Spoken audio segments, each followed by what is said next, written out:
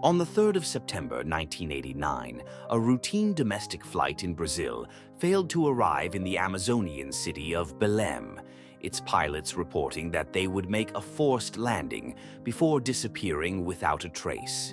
Rescuers scoured the region surrounding the city, but found no sign of the Boeing 737 or its 54 passengers and crew, who had seemingly vanished into thin air.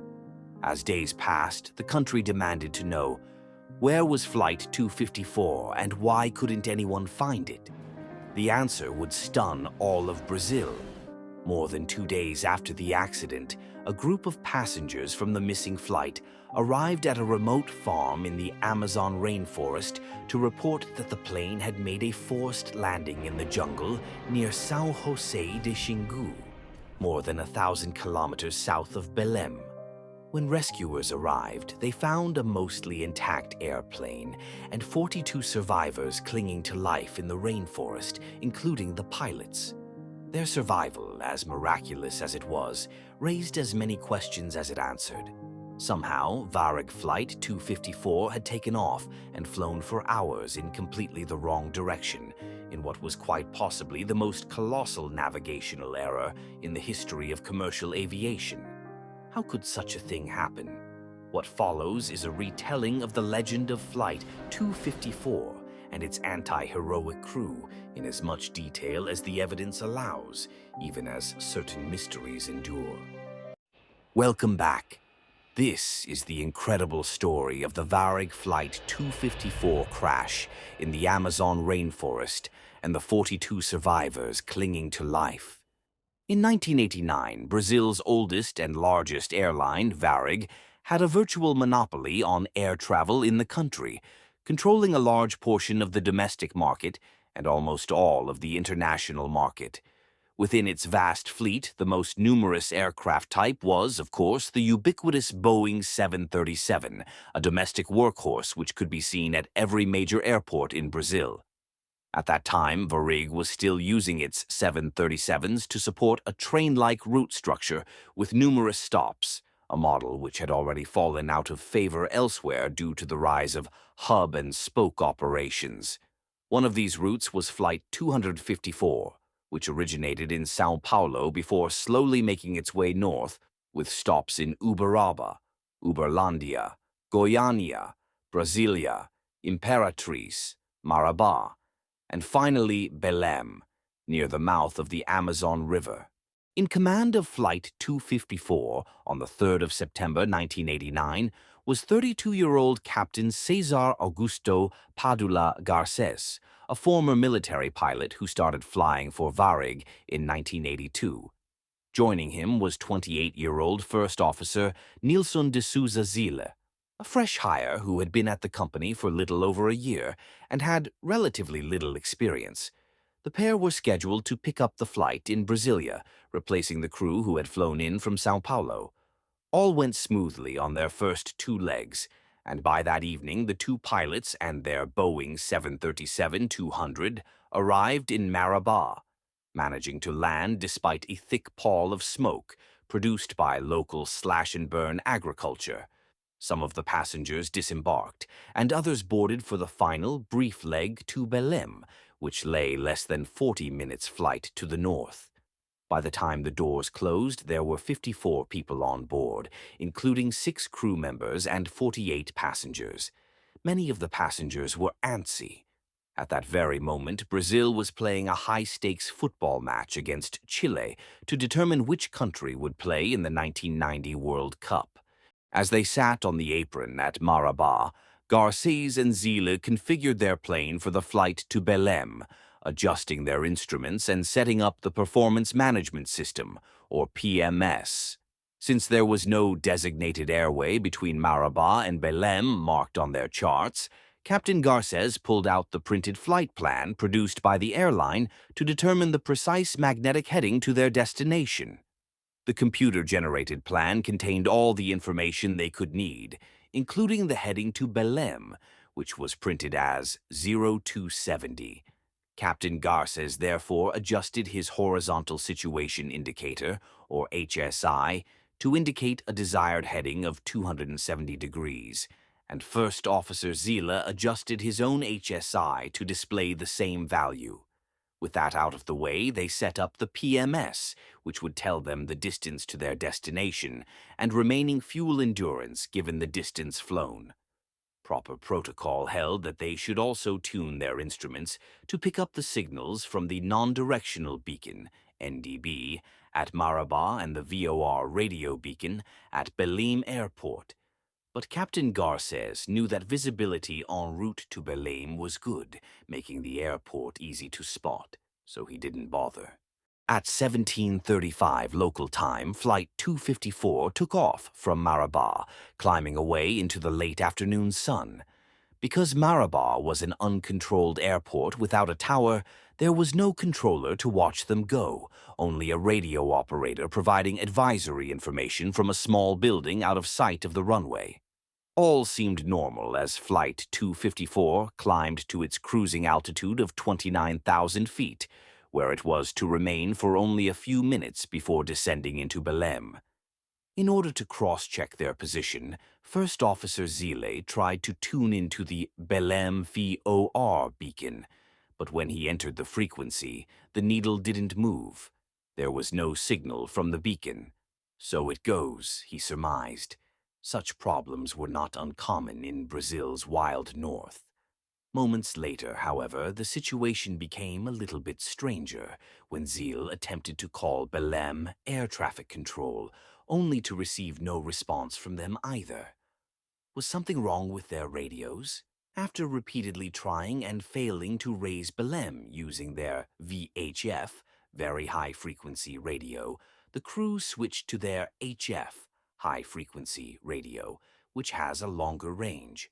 At last, a voice appeared on the other end, but it was the voice of an Aeronautical Information Services officer working out of a separate room in the control building, and not the controller, who didn't have an HF radio. After some initial confusion, the AIS officer managed to relay Flight 254's descent request to the actual controller, who authorized them to descend to 20,000 feet.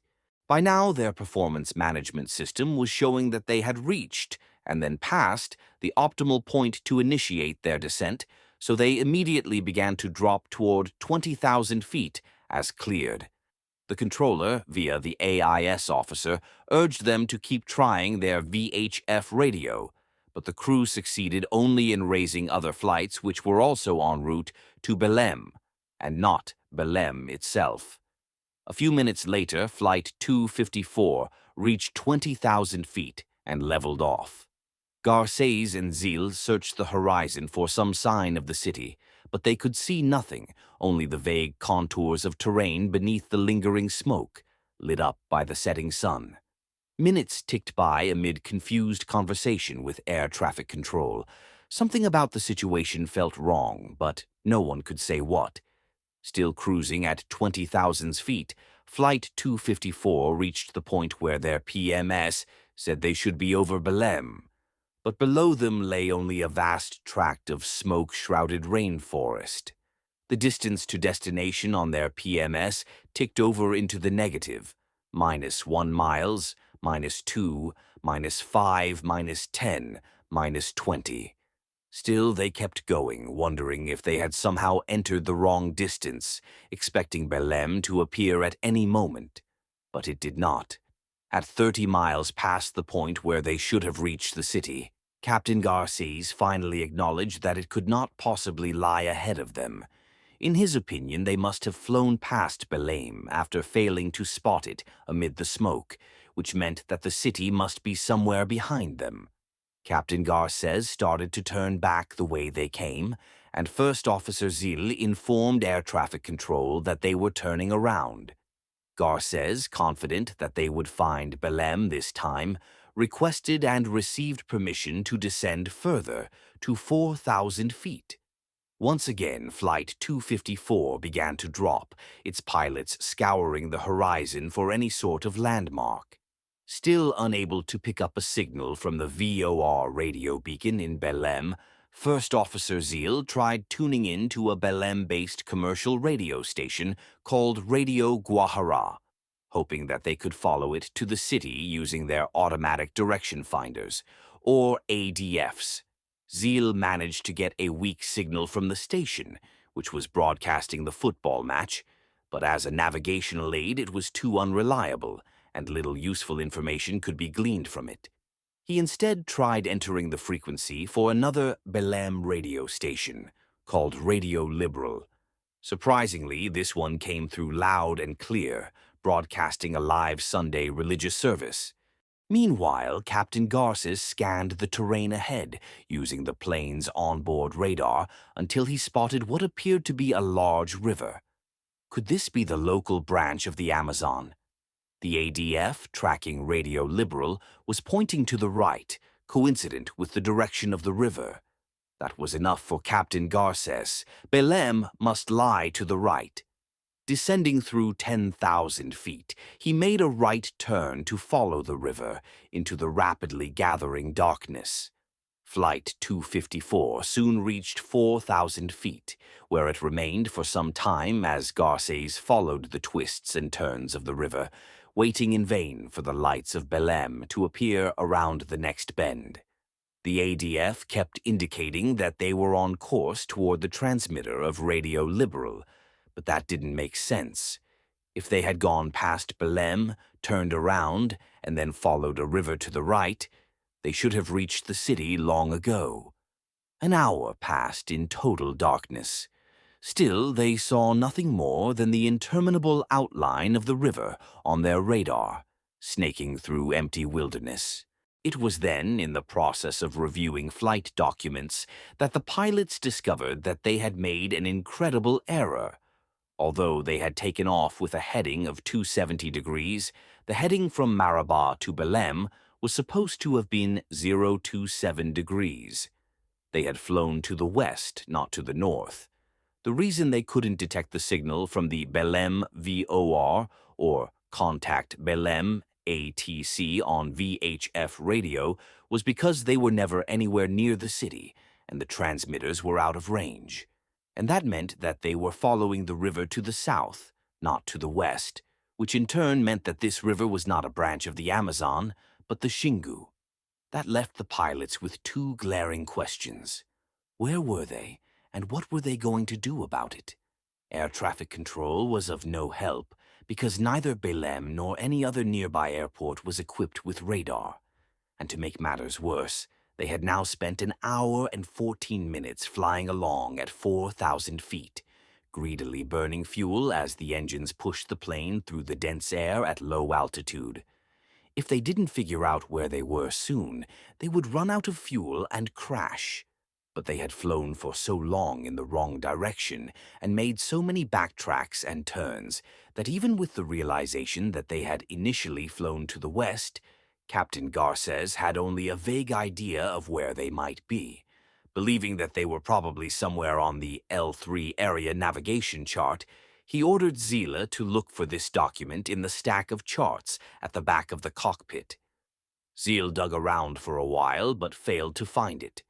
Garces then switched to Plan B. They would simply climb to a higher altitude and tune to the frequencies of navigational aids, which he suspected were within range, namely the non-directional beacons, NDBs, at Marabá Airport, where they took off, and at Carajás Airport, which lay further to the south. He and Zeal then tuned one ADF to track Marabá on 370 kHz, and the other to track Carajás on 320 kHz.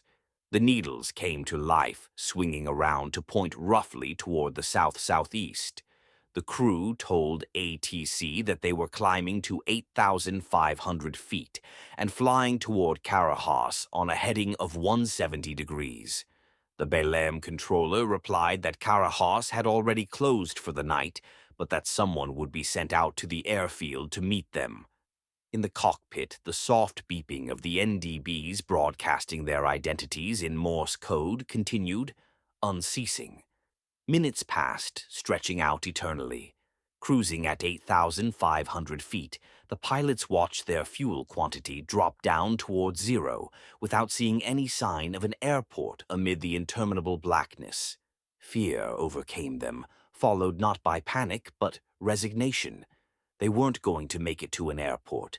They were going to crash somewhere over the Amazon, and all that remained was to make peace with their God. Captain Garces picked up the PA and, for the first time, explained the situation to his passengers. There had been a malfunction of their navigation instruments, he said, lying through his teeth, and they were going to make a forced landing in the rainforest as soon as the engines ran out of fuel. The response among the passengers was bipolar. Some joined hands in a solemn prayer session, while others stormed the galley and wantonly distributed alcoholic beverages. The left engine soon stopped as its fuel ran dry, followed a minute later by the right.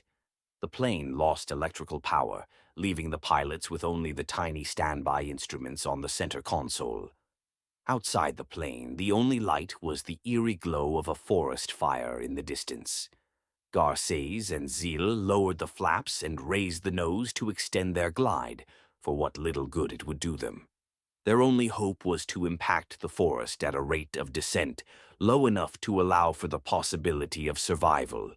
There was no way to choose a landing site, because the terrain below was as black as the void between the stars. There was nothing to distinguish whether it was flat or hilly, dry or wet. All they could do was hope, pray, and fly the airplane until the end. And then, with a rising series of thuds and bangs, the plane began to strike trees. Amazonian giants measuring 30 to 40 meters in height bludgeoned the fuselage and wings, clawing away chunks of metal one after another. Within seconds, the 737 sank into the woody canopy, and two huge trunks tore away both wings with a tremendous thud. The fuselage lurched almost to a stop as it slammed into the ground, sending a panicked and drunken passenger, who had gotten out of his seat to stand in the aisle, flying forward through the cockpit door. The floor twisted upward, seats dislodged and piled forward in the darkness, throwing passengers against one another amid the cacophony of rending metal. And then, just as suddenly as it began, the noise came to a stop. Varig Flight 254 was down. Within moments of this sudden silence, the majority of the passengers and crew came to the shocking realization that they had survived the crash. One group of about 11 passengers, most of them suffering from only minor injuries, immediately opened one of the rear exit doors, jumped 2 meters down to the ground, and ran away into the jungle, fearing an explosion. They had apparently overlooked the fact that the plane no longer had any fuel on board, and therefore couldn't explode. Captain Garce also survived the crash with minor injuries, finding himself in a mostly intact cockpit alongside the body of the hapless standing passenger and his unconscious co-pilot, who had hit his head on a metal support in his headrest. Flashlight in hand, Garces entered the cabin to find that most of those who could escape had already done so, leaving behind dozens more who had become trapped in a massive tangle of dislodged seats toward the front of the plane. With the help of the other passengers and crew, he organized an effort to extract them from the wreckage, working to save as many as possible. It was clear, however, that several were beyond hope. At least 8 people had died more or less immediately, including the passenger who was standing in the aisle, as well as another man whose chest was crushed by a suitcase which he insisted on carrying on his lap, while the rest had suffered fatal head injuries when their seats dislodged from the floor and slammed into the rows in front of them. As hours passed without any contact with the outside world, the survivors of Flight 254 began to suspect that rescuers did not know where they were. Sometime that night, Captain Garces recalled that the 737's emergency locator transmitter, or ELT, was an outdated model designed to help searchers find the plane if it was lost at sea and would only activate if immersed in water. Because they had crashed on land, it wasn't broadcasting their position. Garces attempted to activate it by placing it in a bucket with melted ice from the galley. But this was insufficient, so the survivors began urinating in the bucket to try to submerge it further.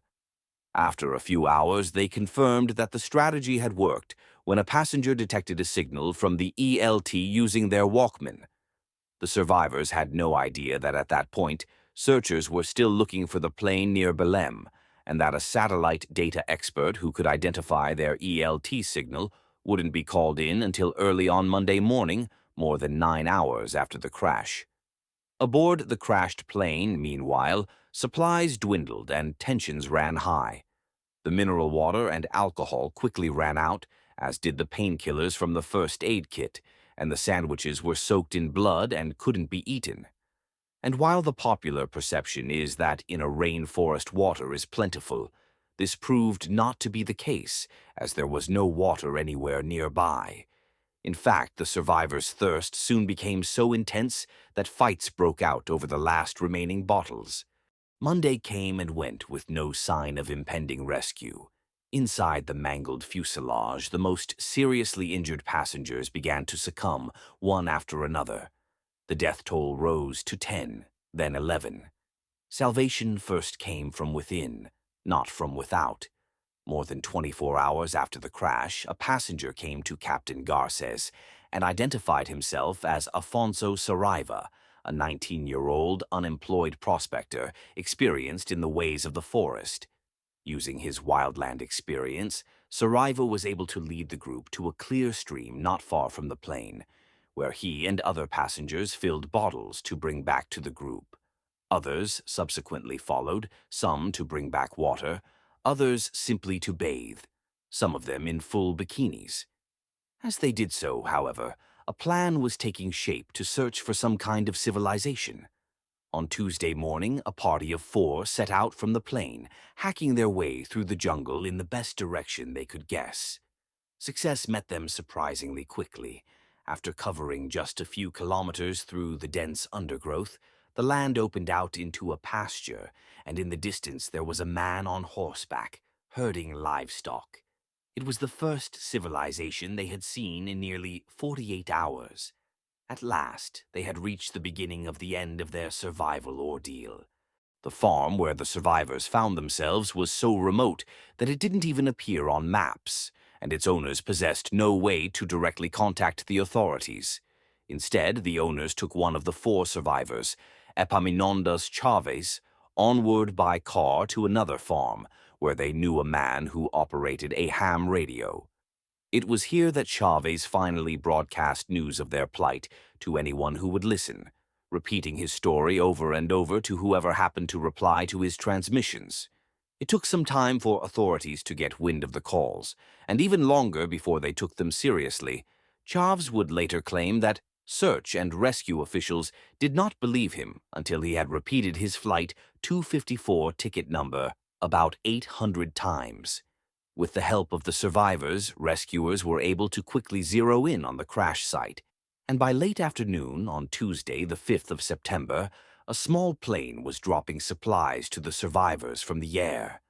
A helicopter with rescuers arrived soon after, but with night rapidly falling, there was only enough time to evacuate one survivor, a seriously injured woman who was lifted out on a stretcher, although she died in hospital soon after, becoming the crash's 12th and final victim.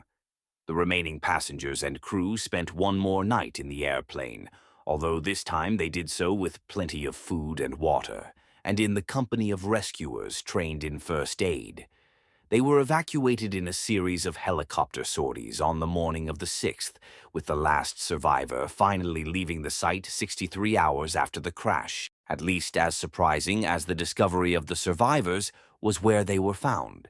Somehow, a plane which should have been on a 40-minute hop from Marabá to Belém had flown for more than 3 hours in completely the wrong direction, finally ending up in a remote area of Mato Grosso state, near the town of São José de Xingu, more than 1,100 kilometers south of Belém and 800 kilometers south of Marabá.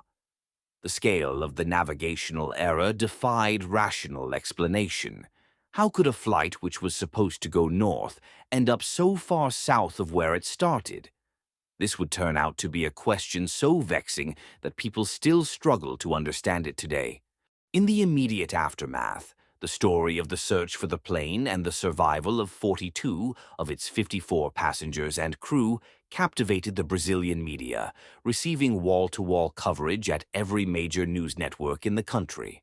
The survivors became instant celebrities, especially Captain Garces, who was hailed as a hero for bringing the plane down safely in what was quite possibly the most difficult forced landing ever attempted by a large airliner. But even as First Officer Zeal continued to recover in hospital from a serious head wound, investigators with SINAIPA, Brazil's air crash investigation agency, already knew that there was much more to the story than an instrument malfunction and a heroic crash landing. The truth was that Captain Garces had lied to his passengers and to ATC because there was nothing wrong with his instruments, a fact revealed both by tests conducted on the plane's intact avionics and by the testimony of First Officer Zil, who reported that he ran similar checks in the air and found that everything was working correctly. The cockpit voice recording provided little clarification, since it had only a 30-minute runtime and had captured little more than the preparations for the emergency landing, without shedding much light on how the crew became lost in the first place. The flight data recorder, however, revealed that Flight 254 departed Marabá headed due west instead of north, flew for almost an hour, turned around, backtracked to the Xingu River, followed it south for another hour, then left the river and proceeded southeast on a straight line to nowhere until it ran out of fuel. This ridiculous flight path raised as many questions as it answered, and without recordings of cockpit conversations or transmissions on Belem's HF radio, the events of the flight would have to be reconstructed based on whatever testimony the pilots' union allowed Garces and Zeal to provide. Piece by piece, using a variety of sources, the CNIPA investigators managed to reconstruct where Garces and Zile went wrong. The sequence of events began with the pre-flight preparations, and specifically the airline's computerized flight plan.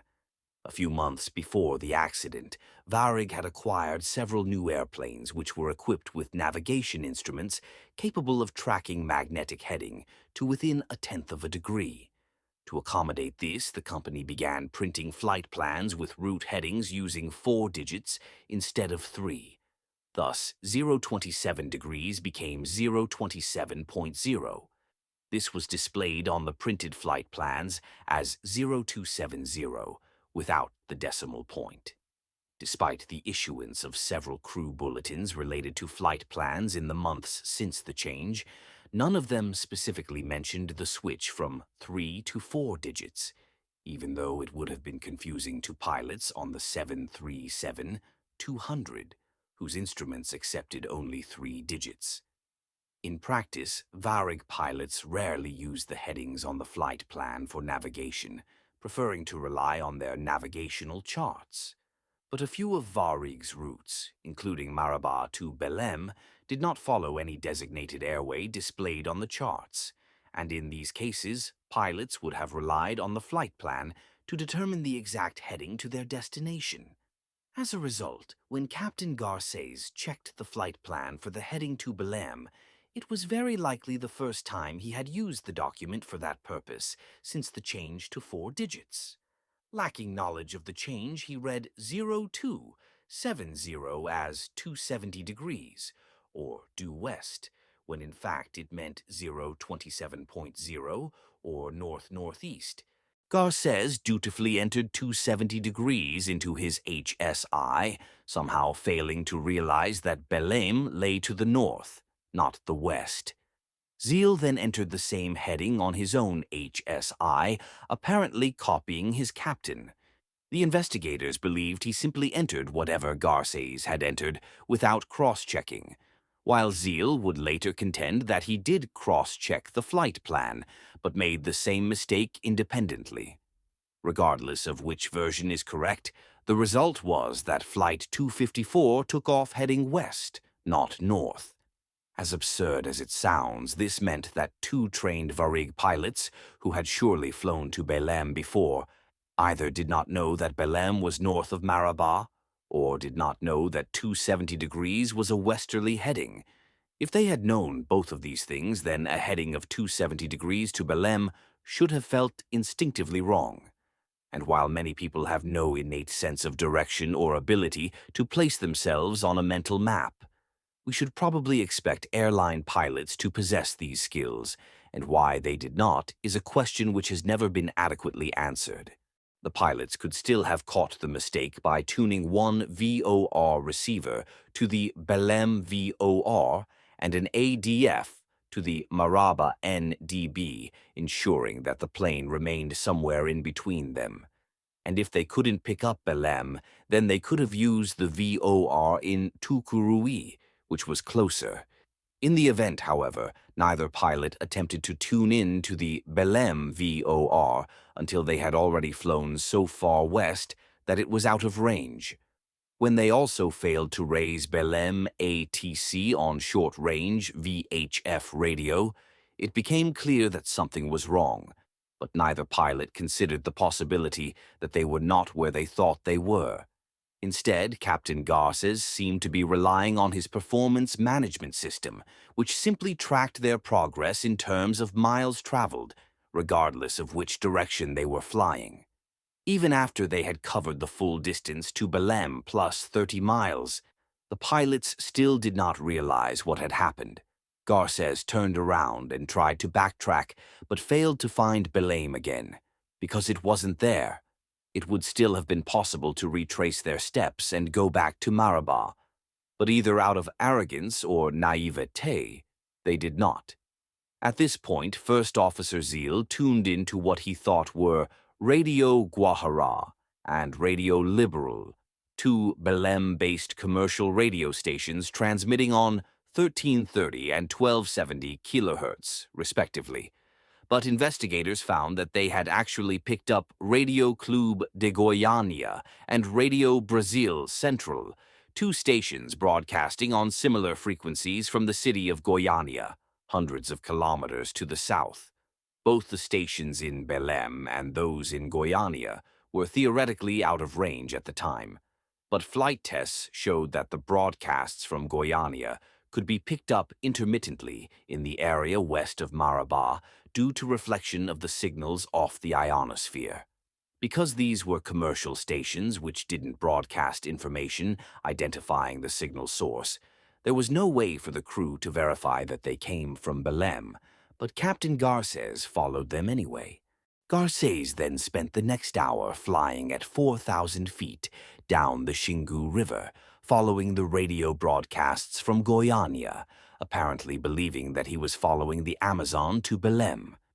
He must have known they were flying south, but again, some basic understanding of geography was obviously lacking, because if they were flying south toward Belém, then they would be over the ocean, but they were over land. It wasn't until this point that the pilots realized their original heading error, although the Sinaipa investigators wrote that they still suspected some kind of instrument failure.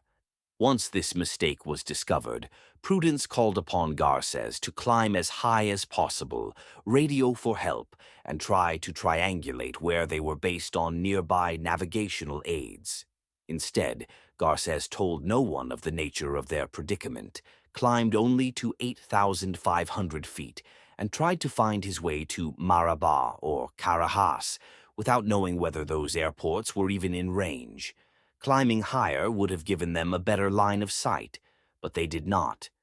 When Zile and Garces tuned their ADFs to the frequencies for the NDBs at Marabá and Carajás, they thought they could simply follow them until they arrived at one of these airports. But had they listened closely to the Morse code broadcasts transmitting the identity of these beacons, they would have realized that they had actually tuned in to a different pair of navigational aids, which broadcast on the same frequencies. These beacons were located in Goiânia and Barra do Garças, both far to the south of their position.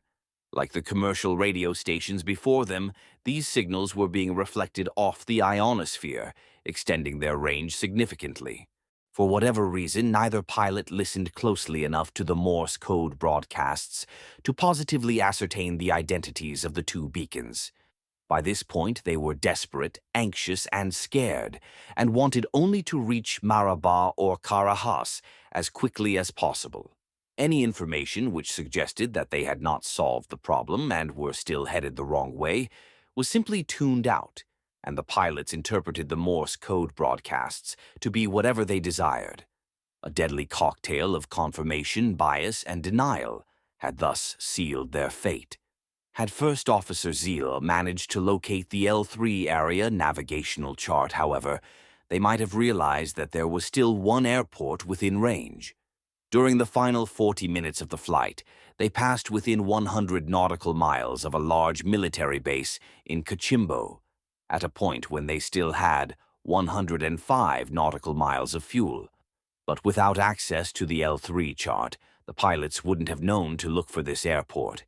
In a tragic twist, however, the missing chart was found in the wreckage of the airplane, proving it had been there all along. Why Zeal failed to find it was never determined. In the end, Senipa couldn't even praise the pilot's emergency landing, which they felt was successful in spite of, not because of, the actions of the pilots. The investigators questioned why the pilots decided to glide to a forced landing, when they could have ensured a shallower rate of descent on impact by descending earlier and letting the engines flame out a couple hundred feet above the ground. Furthermore, they made configuration errors following the dual-engine flameout, which nearly caused a total loss of hydraulic pressure. This proved to be the final, crushing blow to the myth of the heroic Captain Garces. But perhaps the harshest critic of Garces was not a Senipa investigator, but his own first officer, Nielsen Zila. While Garces does not speak to the media, except for brief statements denying any responsibility for the crash, since 2019 Zeal has granted interviews, given talks, and even co-authored a book in which he has added considerably to Senipa's account of events. In his opinion, the accident was caused not by tragic mistakes and misunderstandings, but by simple hubris and arrogance, those most insidious of human failings. According to Zeal, Garges didn't conduct a proper descent briefing or carry out any required cross-checks during the flight. Then, when they first contacted air traffic control, they were told to intercept the 240-degree radial of the Belém VOR, that is, to approach the VOR from the southwest, the direction of Marabah. But they were flying on heading 270, or due west, so if they were in fact headed for Belém, then they should logically be arriving from the east on the 090 radial. Zil claimed that it was at this point that Garces realized he had screwed up, although he didn't yet understand how. But instead of trying to find the cause of the problem, he simply told ATC that they had suffered an instrument malfunction. Zeal knew this was a lie because he could see all the same instruments as his captain, and there was no indication that anything was wrong with any of them. According to Zeal's account of events, after turning around at 30 miles past the endpoint of the PMS, Zeal suggested that they just go back to Marabah. But Garces refused, apparently worried that he would be fired if he didn't manage to get the passengers to Belém. By now, some passengers were aware that something was wrong, and one of them offered to come up to the cockpit to help the pilots figure out where they were. But Zeal says both he and Garces turned him down. Soon the river came into view, and Zeal pointed out that it didn't look like any river near Belém that was shown on their charts, to which Garces allegedly replied, "These charts are garbage. The American Yepesen charts are the actual good ones." Garces believed that Belém lay down the river to the right, and while Zila disagreed at first, he was convinced when he tuned into the radio station, and the ADF needle pointed to the right as well. But his newfound confidence was short-lived. Zeal says that after 30 to 35 minutes flying south along the Xingu River, he told Garces that they should have seen Belém by now, and in any case they were flying south, while in his opinion Belém lay to the north. Garces then became angry, belittling Zila in an expletive-laden rant.